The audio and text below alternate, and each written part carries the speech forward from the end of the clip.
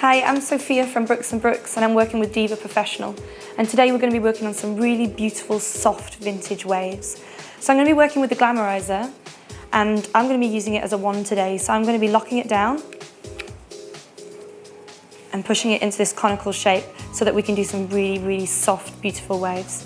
So I'm going to start with a tiny little bit of hairspray just on my front section. We're using the wand on 230 today. And really, that's because our hair is thick enough to handle the heat, and also because we can do it an awfully lot faster.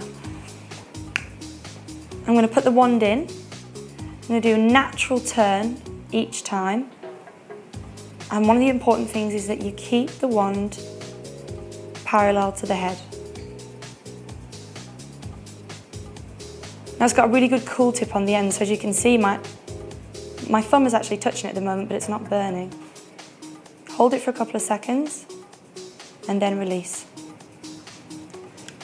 So now you've got this really nice spiral wave. What you're going to do is collect it up in your fingers, and when you get to the top, we're going to use a little pin it from the back, push it down and hold it.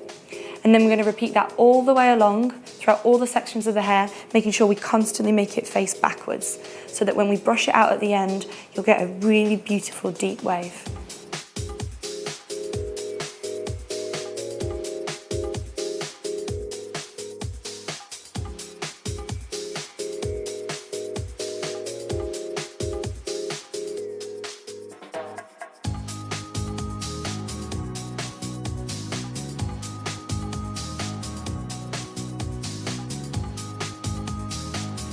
So the other thing we're going to bear in mind is the tension of the wand on the hair.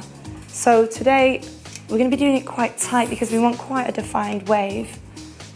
So you'll see as the wand goes into the hair, we're keeping it quite close to the head and we're keeping it quite tight. You'll also notice that I go down as well instead of up. And that's kind of the difference between a tong, to be honest, that we actually get a nicer wave and a nicer shaped curl from it because of the difference in the shape.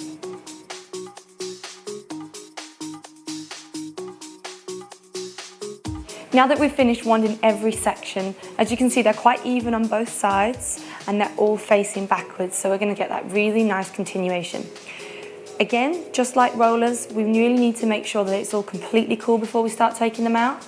And we're going to start from those first sections that we started with, releasing them really slowly and really carefully and not pulling on the curl.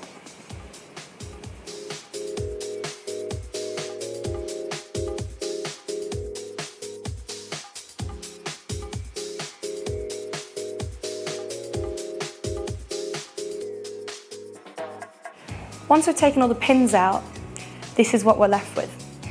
Now, we're going to be doing something that actually scares most hairdressers when it comes to waving, and we're going to brush it out. Generally with brushing is that you're quite worried that you're going to take out the curl, but as long as you've prepped it with the right product and it's got a nice texture already, then brushing is just not going to be a problem. You want to start from the front and just brush down completely. Stretch it out, hold it out, and if you've done enough of a curl, the wave will come straight back. You want to brush it away from the face continuously. Hold it down and just let that wave push back.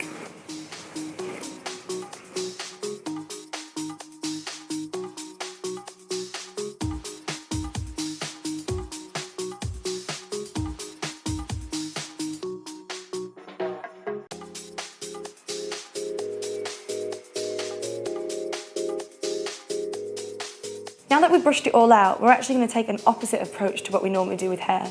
You actually let the hair lead, so when you're brushing it, you're allowing it to push into the shape that it wants to. Rather than pushing it against it, you're allowing the curl and the wave to push back up. And last of all you're doing is using a bit of spray and you're just manipulating the edges of those waves just to give you a little bit more shape. Any little flyaways on top, we're just going to spray onto your hands. Hold your hands over for a few seconds just to get those last little pieces down. and manipulate any tiny little pieces that need moving up. Using a mirror is really good as well because you really want to check your balance and make sure you don't have to be equal, but it has to be balanced. And that's our vintage look.